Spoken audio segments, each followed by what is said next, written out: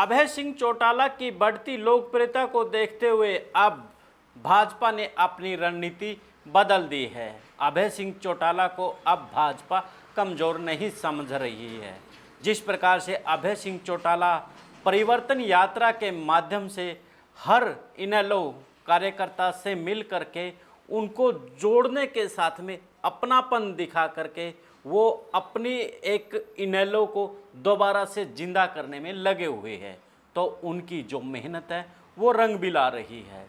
हम देख रहे हैं कि जिस प्रकार से इनेलो का अब 2% पे जो वोटर खड़ा था वो दिन प्रतिदिन अब बढ़ता जा रहा है। उसी कारण से अब भाजपा को भी समझ आ गई है कि जजपा की बजाय अब इनेलो से ही फतेह हासिल की जा सकती है। तो 2024 के लोकसभा चुनाव में इनेलो पर डोरे डालने भाजपा ने शुरू कर दिए हैं।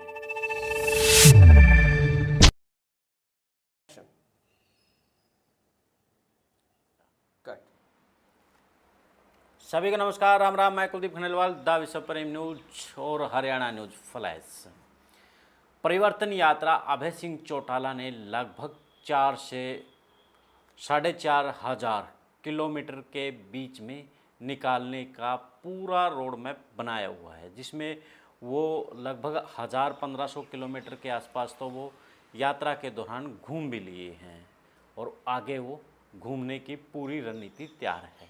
तो ऐसे में अब भाजपा को इस बात की तो समझ आ गई है कि जजपा का वोट बैंक से भाजपा का भला होने वाला नहीं है।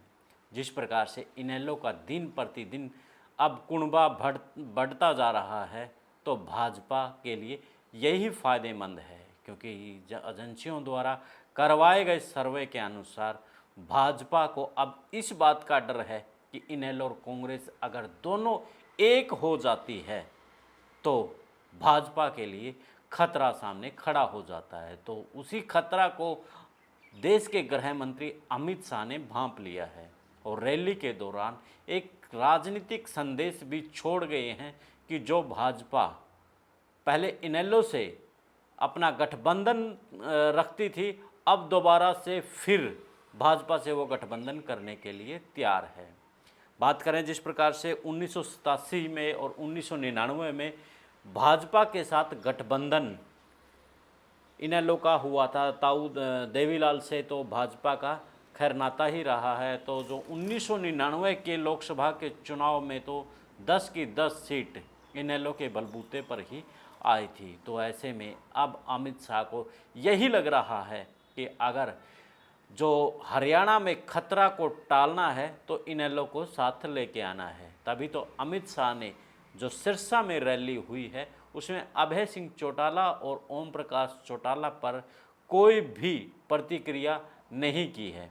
बस प्रतिक्रिया की है तो भूपेंद्र सिंह हुड्डा पर और राहुल गांधी पर।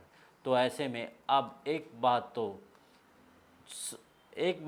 अब समझ में भाजपा को आ गई है कि जजपा से अब किनारा करने में फ़ायदा है। तभी तो भाजपा प्रभारी से लेकर के जो भाजपा के और भी बड़े नेता हैं वो जजपा के खिलाफ बोल रहे हैं। ऐसे में सिरसा रैली में दूसरा संकेत जजपा को भी यही दिया गया, क्योंकि ना तो वहाँ पर पिता का नाम लिया गया ना पुत्र का नाम लिया गया। अजय सिंह चौटाला, दिग्विजय चौटाला, दुष्यंत चौटाला, किसी का नाम सिरसा रैली में नहीं लिया गया। तो सीधे तौर पर यही कहा जा सकता है कि कहीं ना कहीं अब जजपा से तो रार बढ़ रही है और इनेलो से अब भाजपा कोशिश यही कर रही है कि 2024 के चुनाव में लड़ा जाए। ऐसे में जिस प्रकार से जाट नेता के तौर पर भूपेंद्र सिंह हुड्डा ने अपनी एक छवि बनाई है, उस और ख़ास तौर पर आप देखेंगे भी उसके जो वर्ग के व्यक्ति हैं वो अब अपना नेता मानते हैं। उससे पहले ताऊ देवीलाल को और चौधरी बंसीलाल को भी वो मानते। उसके बाद ओम प्रकाश चौटाला ने वो यानी कि अपनी एक छवि बन गई थी। तो ऐसे में जो बागड़ी बेल्ट है वो भूपेंद्र सिंह हुड्डा के कब्जे से अब भी दूर है। तो बागड़ी बेल्ट सिरसा लोकसभा में खास तौर पर आती है। तो अमित शाह को भाजपा का चाणक्य कहा जाता है।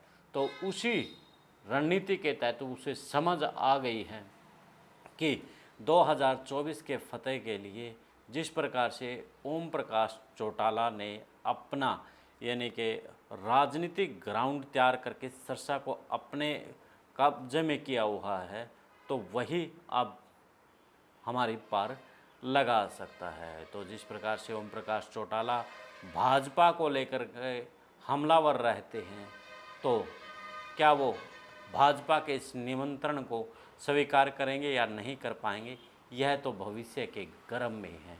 खैर, राजनीतिक में कुछ भी हो सकता है, वो खेल अलग है। तो ऐसे में आपको क्या लगता है कि चौधरी ओम प्रकाश चौटाला, अभय सिंह चौटाला भाजपा के अगर गठबंधन की बात पर आती है तो क्या वो मिलकर गठबंधन करेंगे या नहीं करेंगे? कांग्रेस जिस प्रकार से इनेलो को गठबंधन पर मना कर चुकी है, तो उसका वो क्या आत्मघाती फैसला होगा? आपकी प्रतिक्रियाओं का इंतजार रहेगा। देश और प्रदेश की खबरों के लिए द विश्व प्रेम न्यूज़ और हरियाणा न्यूज़ फ्लैश को शेयर और सब्सक्राइब जरूर करें। दे मुझे इजाज़त। जिंदाबाद।